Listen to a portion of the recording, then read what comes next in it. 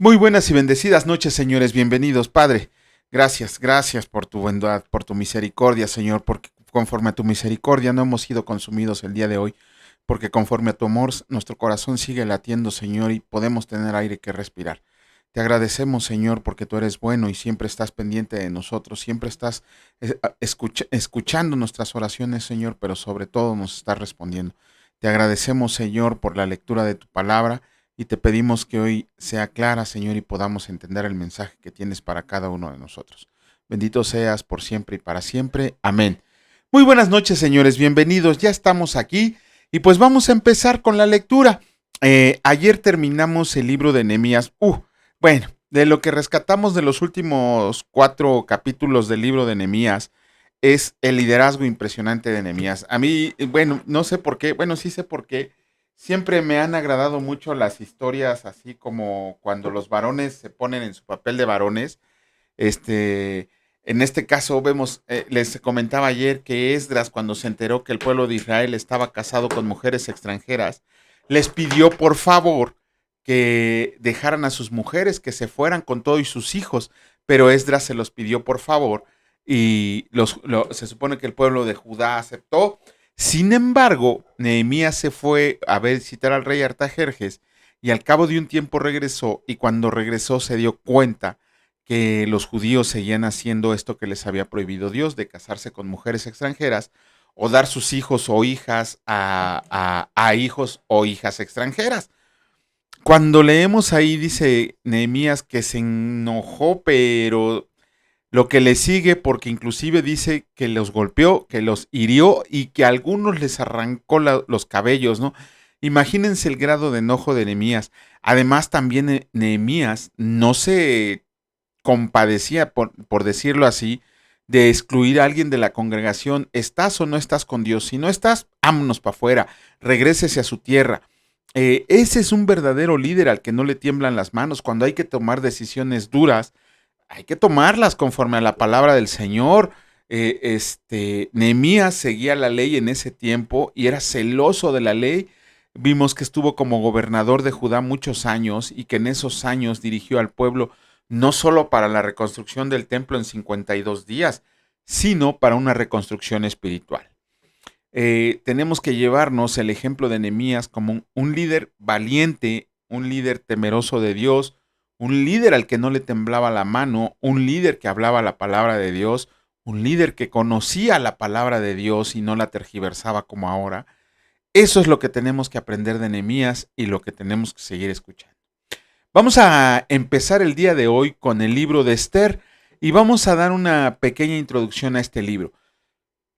¿Qué significa el nombre de Esther? Ok, eh, bueno, Esther viene, bueno, ahorita le explico de dónde viene, porque en realidad el nombre de Esther era Adasa, que significa mirto, el pajarito mirto que todos conocemos. En hebreo, Esther se llamaba Adasa, pero en Persia, cuando fue reina de Persia, le pusieron el nombre de Estara. Estara, ese nombre, cuando se produjo la Septuaginta, fue traducido como Esther con H. Ajá, eso ya fue en griego. Y ya como a castellano lo pasamos como Esther sin H. De ahí viene el nombre de Esther. Bueno, ¿quién es el autor? Es desconocido. Ajá, no sabemos quién escribió el libro de Esther. ¿Cómo se llama? La fecha de escritura en algún momento del siglo V antes de Cristo, porque como leemos del libro de Esdras, Nehemías y Esther, fue contemporánea de Zorobabel en el primer regreso, Esdras en el segundo regreso y Nehemías en el tercer regreso del pueblo exiliado. ¿Cuál es el tema principal del libro? La poderosa e invisible mano de Dios que cuida, protege y libra a los suyos, a los que han decidido ser de Dios, y que además usa personas piadosas pero dispuestas a luchar contra la injusticia. De hecho, este libro de Esther es una historia de intriga y heroísmo, pero aún el día de hoy, el libro de Esther sigue siendo debatido en su inclusión al canon bíblico. ¿Por qué?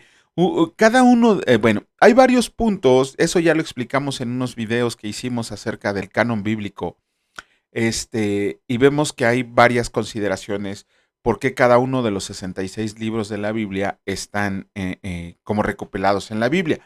Y hay dos libros, uno del Antiguo Testamento y uno del Nuevo Testamento, que entraron de panzazo, por así decirlo, porque en el Nuevo Testamento es el libro de Hebreos. Cuando leamos el libro de Hebreos, les diremos, no, ya lo leímos, no lo hemos leído, explicaremos por qué. Pero en el Antiguo Testamento, Esther es un libro que casi no entra. ¿Por qué? Por una razón, el nombre de Dios no es mencionado una sola vez en todo el libro. De hecho, la única referencia que se hace a cualquier disciplina espiritual es un pequeño comentario al ayuno y la oración. Es lo único que se maneja. Sin embargo, conforme a la lectura del libro, vamos a ver que la protectora mano de Dios se hace evidente en todos los capítulos, sobre todo cuando el pueblo judío está a punto de ser aniquilado. Esther era una muchacha de origen hebreo, huérfana y exiliada, pero llegó a ser la reina de Persia y se lo debe mucho en gran parte a la gran hermosura que narra el libro que ella tenía. Este libro está lleno de héroes y villanos, los vamos a ir leyendo. Esther, bueno, llegó a ser reina de Persia a pesar de que era huérfana, que era hebrea y que era exiliada, debido a su gran atractivo físico. Sin embargo, sus cualidades espirituales salieron a flote cuando arriesgó su vida para interceder por su pueblo y sus compatriotas ante el rey Artajerjes. De hecho, gracias a la victoria que se obtuvo por medio de Esther y de Mardoqueo, se celebra la fiesta de Purim como un recordatorio anual de la fidelidad de Dios hacia su pueblo. Bueno, vamos a comenzar con la lectura, vamos a iniciar con la lectura del capítulo 1 del libro de Esther, y escrito está: la reina Vasti desafía a Asuero. Perdón, el rey se llama Asuero. Aconteció en los días de Asuero, el Asuero que reinó desde la India hasta Etiopía sobre 127 provincias, que en aquellos días cuando fue afirmado el rey Asuero sobre el trono de su reino, el cual estaba en Susa, capital del reino, en el tercer año de su reinado hizo banquete a todos sus príncipes y cortesanos, teniendo delante de él a los más poderosos de Persia y de Media, gobernadores y príncipes de provincias, para mostrar él las riquezas de la gloria de su reino, el brillo y la magnificencia de su poder. Por muchos días, 180 días, y cumplidos estos días, hizo el rey otro banquete por 7 días en el patio del huerto del palacio real a todo el pueblo que había en Susa, capital del reino, desde el mayor hasta el menor. El pabellón era de blanco, verde y azul, tendido sobre cuerdas de lino y púrpura en anillos de plata y columnas de mármol, los reclinatorios de oro y de plata, sobre el osado de pórfido y de mármol y de alabastro y de jacinto, y daban a beber en vasos de oro y vasos diferentes unos de otros, y mucho vino real, de acuerdo con la generosidad del rey, y la bebida era según esta ley, que nadie fuera obligado a beber, porque así lo había mandado el rey a todos los mayordomos de su casa, que se hiciera según la voluntad de cada uno. Asimismo, la reina Vasti hizo banquete para las mujeres en la casa real del rey Asuero. El séptimo día, estando el corazón del rey alegre del vino, mandó a Mahumán y a Mahumán Vista, Arbona, la reina Vasti, a la Setar y Carcas, a ver, espérenme, porque creo que leí mal un nombre, ahora sí. El séptimo día, estando el corazón del rey alegre del vino, mandó a Meumán, Vista, Arbona, Victa, Abacta, Setar y Carcas, 7 eunucos que servían delante del rey Asuero, que trajeran a la reina Vasti a la presencia del rey con la corona regia, para mostrar a los pueblos y a los príncipes su belleza, porque era hermosa. Mas la reina Vasti no quiso comparecer a la orden del rey enviada por medio de los eunucos, y el rey se enojó mucho y se encendió en ira. Preguntó entonces el rey a los sabios que conocían los tiempos, porque así acostumbraba el rey con todos los que sabían la ley y el derecho. Aquí estoy, perdón, me perdí un poco. Y estaban junto a él Carcena, Setar, Admata, Tarsis, Meres, Marcena y Memucán, 7 príncipes de Persia y de Media que veían la cara del rey y se sentaban los primeros del reino. Les preguntó qué se había de hacer con la reina Vasti según la ley, por cuanto no había cumplido la orden del rey Asuero enviada por medio de los eunucos.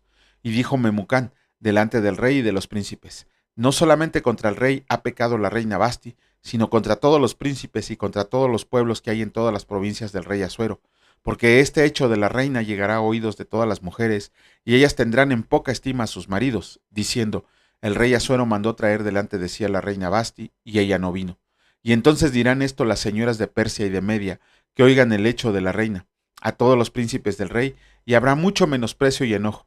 si parece bien al rey, salga un decreto real de su majestad y se escriba entre las leyes de Persa y de Media, para que no sea quebrantado, que Basti no venga más delante del rey Asuero, y el rey haga reina a otra que sea mejor que ella, y el decreto que dicte el rey será oído en todo su reino, aunque es grande, y todas las mujeres darán honra a sus maridos, desde el mayor hasta el menor.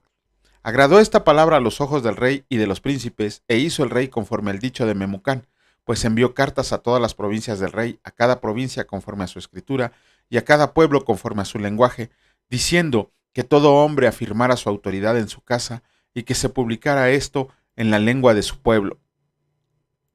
Capítulo 2 del libro de Esther. Escrito está: Esther es proclamada reina. Pasadas estas cosas, sosegada ya la ira del rey Asuero, se acordó de Basti y de lo que ella había hecho y de la sentencia contra ella. Y dijeron los criados del rey, sus cortesanos: Busquen para el rey jóvenes vírgenes de buen parecer, y ponga el rey personas en todas las provincias de su reino que lleven a todas las jóvenes vírgenes de buen parecer a Susa, residencia real, a la casa de las mujeres, al cuidado de Hegai, eunuco del rey, guarda de las mujeres, y que les den sus atavíos, y la doncella que agrade a los ojos del rey, reine en lugar de Basti. Esto agradó a los ojos del rey, y lo hizo así. Había en Susa residencia real de un varón judío cuyo nombre era Mardoqueo, hijo de Jair, hijo de Simei, hijo de Cis, del linaje de Benjamín, el cual había sido transportado de Jerusalén con los cautivos que fueron llevados con Jeconías, rey de Judá, a quien hizo transportar Nabucodonosor, rey de Babilonia, y había criado a Hadasa, es decir, Esther, hija de su tío, porque era huérfana, y la joven era de hermosa figura y de buen parecer. Cuando su padre y su hermana murieron, Mardoqueo la adoptó como hijo suya. Sucedió pues que cuando se divulgó el mandamiento y decreto del rey, y habían reunido a muchas doncellas en Susa, residencia real, a cargo de Hegai, Esther también fue llevada a la casa del rey al cuidado de Hegai, guarda de las mujeres, y la doncella agradó a sus ojos y halló gracia delante de él, por lo que hizo darle prontamente atavíos y alimentos, y le dio también 7 doncellas especiales de la casa del rey, y la llevó con sus doncellas a lo mejor de la casa de las mujeres. Esther no declaró cuál era su pueblo ni su parentela, porque Mardoqueo le había mandado que no lo declarara, y cada día Mardoqueo se paseaba delante del patio de la casa de las mujeres para saber cómo le iba a Esther y cómo la trataban. Uy, y cuando llegaba el tiempo de cada una de las doncellas para venir al rey Asuero, después de haber estado 12 meses conforme a la ley acerca de las mujeres, pues así se cumplía el tiempo de sus atavíos, esto es, 6 meses con óleo de mirra y 6 meses con perfumes aromáticos y afeites de mujeres, entonces la doncella venía hacia el rey. Todo lo que ella pedía se le daba, para venir ataviada con ello desde la casa de las mujeres hasta la casa del rey. Ella venía por la tarde y a la mañana siguiente volvía a la casa segunda de las mujeres, al cargo de Sasgás, eunuco del rey, guarda de las concubinas. No venía más al rey, salvo si el rey la quería y era llamada por su nombre. Cuando le llegó a Esther, hija de Abihail, tío de Mardoqueo, quien la había tomado por hija, el tiempo de venir al rey, ninguna cosa procuró sino lo que le dijo Hegai, eunuco del rey, guarda de las mujeres, y ganaba Esther el favor de todos los que la veían. Fue pues Esther llevada al rey Asuero a su casa real en el mes 10, que es el mes de Tebet, en el año 7 de su reinado, y el rey amó a Esther más que a todas las otras mujeres, y halló gracia y benevolencia delante de él más que todas las demás vírgenes, y puso la corona real en su cabeza, y la hizo reina en lugar de Basti. Hizo luego el rey un gran banquete a todos sus príncipes y siervos, el banquete de Esther, y disminuyó tributos a las provincias, e hizo y dio mercedes conforme a la generosidad real. Mardoqueo denuncia una conspiración contra el rey. Cuando las vírgenes eran reunidas la segunda vez, Mardoqueo estaba sentado a la puerta del rey, y Esther, según le había mandado Mardoqueo, no había declarado su nación ni su pueblo, porque Esther hacía lo que le decía Mardoqueo, como cuando él la educaba.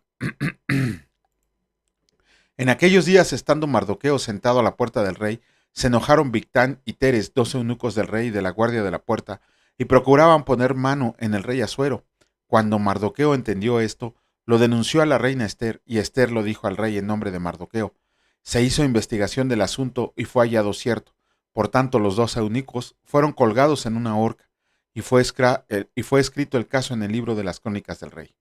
Capítulo 3 del libro de Esther. Escrito está: Amán trama la destrucción de los judíos. Después de estas cosas, el rey Asuero engrandeció a Amán, hijo de Amedata, Agageo, y lo honró y puso su silla sobre todos los príncipes que estaban con él. Y todos los siervos del rey que estaban a la puerta del rey se arrodillaban y se inclinaban ante Amán, porque así lo había mandado el rey. Pero Mardoqueo ni se arrodillaba ni se humillaba. Y los siervos del rey que estaban a la puerta preguntaron a Mardoqueo: ¿por qué traspasas el mandamiento del rey? Aconteció que hablándole cada día de esta manera y no escuchándolos él, lo denunciaron a Amán para ver si Mardoqueo se mantendría firme en su dicho, porque él ya les había declarado que era judío. Y vio a Amán que Mardoqueo ni se arrodillaba ni se humillaba delante de él, y se llenó de ira, pero tuvo en poco poner mano en Mardoqueo solamente, pues ya le habían declarado cuál era el pueblo de Mardoqueo, y procuró a Amán destruir a todos los judíos que había en el reino de Asuero al pueblo de Mardoqueo. En el mes primero, que es el mes de Nisán, en el año 12º del rey Asuero, fue echada Pur, esto es, la suerte delante de Amán, suerte para cada día y cada mes del año, y salió el mes 12º, que es el mes de Adar. Dijo Amán al rey Asuero: hay un pueblo esparcido y distribuido entre los pueblos en todas las provincias de tu reino, y sus leyes son diferentes de las de todo el pueblo, y no guardan las leyes del rey, y al rey nada le beneficia el dejarlos vivir. Si place al rey, decrete que sean destruidos, y yo pesaré 10,000 talentos de plata a los que manejan la hacienda, para que sean traídos a los tesoros del rey. Entonces el rey quitó el anillo de su mano y lo dio a Amán, hijo de Amedata, Agageo, enemigo de los judíos, y le dijo: la plata que ofreces sea para ti, y asimismo el pueblo, para que hagas de él lo que bien te parezca. Entonces fueron llamados los escribanos del rey en el mes primero, al día 13 del mismo, y fue escrito conforme a todo lo que mandó Amán, a los sátrapas del rey, a los capitanes que estaban sobre cada provincia, y a los príncipes de cada pueblo, a cada provincia según su escritura, y a cada pueblo según su lengua. En nombre del rey Asuero fue escrito y sellado con el anillo del rey. Y fueron enviadas cartas por medio de correos a todas las provincias del rey, con la orden de destruir, matar y exterminar a todos los judíos, jóvenes y ancianos, niños y mujeres, en un mismo día, en el día 13 del mes 12º, que es el mes de Adar, y de apoderarse de sus bienes. La copia del escrito que se dio por mandamiento en cada provincia fue publicada a todos los pueblos, a fin de que estuvieran listos para aquel día. Y salieron los correos prontamente por mandato del rey, y el edicto fue dado en Susa, capital del reino, y el rey y Amán se sentaron a beber, pero la ciudad de Susa estaba conmovida. Pues cómo no iba a estar conmovida, pero bueno. Capítulo 4 del libro de Esther, escrito está: Esther promete interceder por su pueblo. Luego que supo Mardoqueo todo lo que había hecho, rasgó sus vestidos, se vistió de cilicio y de ceniza, y se fue por la ciudad clamando con grande y amargo clamor. Y vino hasta delante de la puerta del rey, pues no era lícito pasar adentro de la puerta del rey con vestido de cilicio. Y en cada provincia y lugar donde el mandamiento del rey y su decreto llegaba, tenían los judíos gran luto, ayuno, lloro y lamentación. Cilicio y ceniza era la cama de muchos. Y vinieron las doncellas de Esther y sus eunucos, y se lo dijeron. Entonces la reina tuvo gran dolor, y envió vestidos para hacer vestir a Mardoqueo, y hacerle quitar el cilicio, mas él no los aceptó. Entonces Esther llamó a Atac, uno de los eunucos del rey, que él había puesto al servicio de ella, y lo mandó a Mardoqueo, con orden de saber qué sucedía, y por qué estaba así. Salió pues Atac a ver a Mardoqueo a la plaza de la ciudad que estaba delante de la puerta del rey, y Mardoqueo le declaró todo lo que había acontecido, y le dio noticia de la plata que Amán había dicho que pesaría para los tesoros del rey, a cambio de la destrucción de los judíos. Le dio también la copia del decreto que había sido dada en Susa para que fueran destruidos, a fin de que le mostrara a Esther y se lo declarara, y le encargara que fuera ante el rey a suplicarle y a interceder delante de él por su pueblo. Vino Atac y contó a Esther las palabras de Mardoqueo. Entonces Esther dijo a Atac que le dijera a Mardoqueo: todos los siervos del rey y el pueblo de las provincias del rey saben que cualquier hombre o mujer que entra en el patio interior para ver al rey, sin ser llamado, una sola ley hay respecto a él: ha de morir, salvo aquel a quien el rey extendiera el cetro de oro, el cual vivirá. Y yo no he sido llamada para ver al rey estos 30 días. Y dijeron a Mardoqueo las palabras de Esther.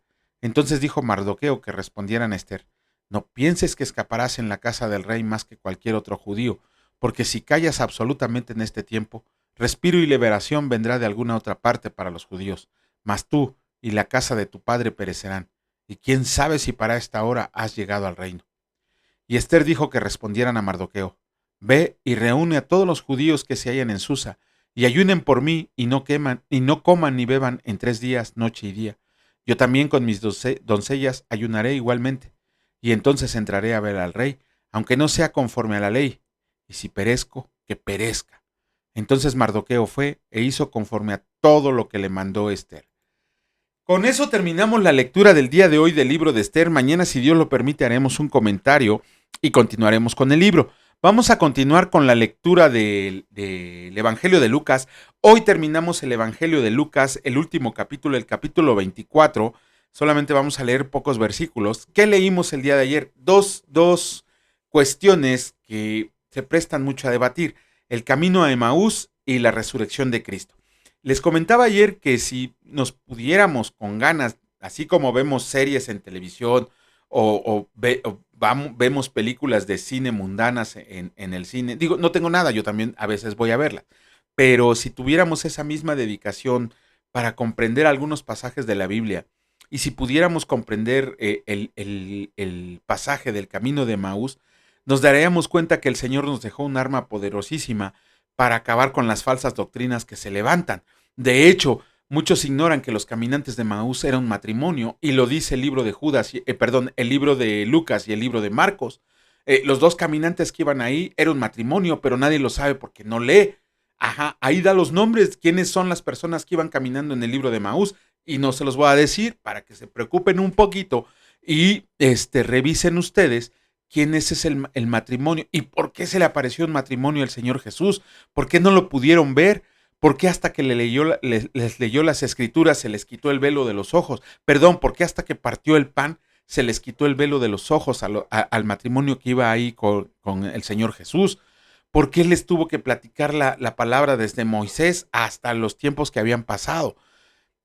Si nosotros comprendiéramos, estudiáramos lo que se dice, estudiar y meditar el camino de Maús, yo veo en los grupos de Facebook, en las publicaciones de Facebook, de verdad, preguntas tontas, tonterías que preguntan.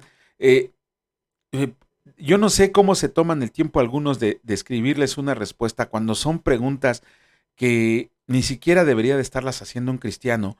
Sin embargo, nunca, hasta el día de hoy, nunca he visto que alguien haga una reflexión o que haga un comentario. De hecho, ni yo. Bueno, yo sí subí alguno hace algún tiempo acerca de los caminantes de Maús. Estudien a los caminantes de Maús para que comprendan cómo destruir las falsas doctrinas que se están surgiendo en estos tiempos. Y luego la resurrección de Cristo. Se los voy a poner así en este contexto. ¿Qué pensaría cada uno de nosotros si Jesucristo, si se descubriera que de verdad Jesucristo no resucitó, que murió y que no resucitó? Esa pregunta se las hice a algunos alumnos que tenían el instituto y les dije, ¿qué pasaría si Jesucristo no resucitó? Y muchos de ellos contestaron, no, pues yo seguiría creyendo, no, pues o sea, todos dieron respuestas sin fundamento bíblico. Cuando Pablo en una de sus epístolas nos da la respuesta, ¿qué hubiera pasado si Jesucristo no resucita? Pablo lo dice, vana sería nuestra fe y seríamos los más dignos de misericordia de todos porque hubiéramos creído en una mentira. Sin embargo, la resurrección de Cristo es real, es nuestra esperanza, es nuestra creencia, es nuestra fe. Sabemos que tenemos un Dios que nos está esperando en los cielos eternamente para morar en su morada, que Jesucristo nos fue a preparar una casa para que cuando lleguemos a ese reino celestial estemos con Él. Y no solo lo dice la Biblia, hay evidencias arqueológicas. Hay un señor que se llama Michael Molina que escribió un tratado acerca de por qué la resurrección de Cristo es real. Hay un señor llamado Lee Strobel que escribió un libro acerca de, ¿cómo se llama? El caso de Cristo. Y también ahí da varias, inclusive entrevista a doctores y científicos que dan su punto de vista acerca de la resurrección de Cristo. Cómo tira por tierra las falsas doctrinas de que Jesucristo era un extraterrestre, de que Jesucristo no resucitó, de que otro tomó su lugar. O sea, sin fin de tonterías. Sin embargo, tanto la palabra de Dios como los escritos extrabíblicos confirman la resurrección de Jesucristo. Entonces, no tenemos por qué dudar. Sin embargo, a veces a mí eh, sí me da coraje, me da más coraje que dolor, también me da mucho dolor ver que muchos pastores, muchos hermanos en la fe que tienen como 20 años diciendo que son cristianos, no saben defender